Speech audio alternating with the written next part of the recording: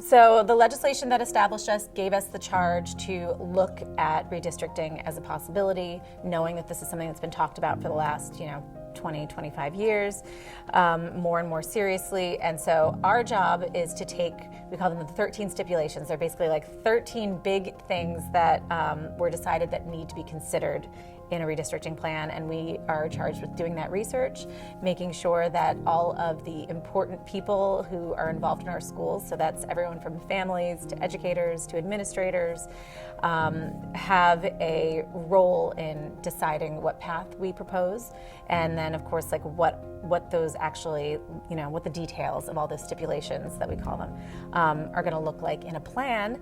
And then so we draft that, we vet that just amongst our couple of dozen members of our consortium, and then a couple dozen more members of the subcommittees that are helping us draft that, and we'll send that to the State Board of Education, and it will work with them to finalize it. They ultimately get to approve that, send it to the General Assembly, then the General Assembly is going to get to decide whether or not we want to advance it further, and then ultimately, if we pass it, the governor will sign off and will be on the path to implementing whatever that is. So there's a lot of steps between now and something really happening, but I do feel like we really have a lot of momentum. We've been working for the last 18 months just on getting from point A, to point B being the finish line of deciding on a path forward this time, and being really very diligent and very thoughtful and we think very inclusive about figuring that out. So I think we're very well positioned to actually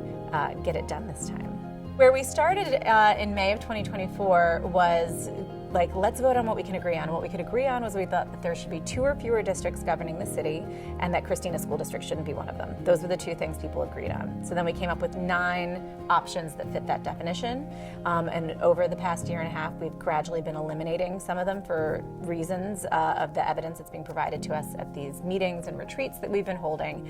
And now we're down to 3 remaining options that we think are viable and optimal for moving forward. And one of those has Red Clay and Brandywine becoming the 2 districts that govern the city. So they would both expand their footprints in the city, while Christina and Colonial would both come out of the city. And then the other 2 are even more, I think, a little more bold from a consolidation standpoint. There's what we call right now the Metropolitan District, which is sort of similar in the overall shape to the one I just described, Brandywine and Red Clay expanding in the city.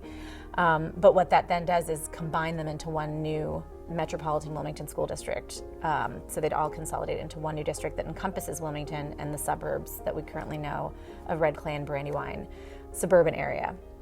And then the third one, I think a lot of people think is the most bold, is the Northern Newcastle County District model. And so what that does is it actually just takes all 4 districts as we currently know them that serve the city and Northern Newcastle County and combines them all into one large consolidated school district.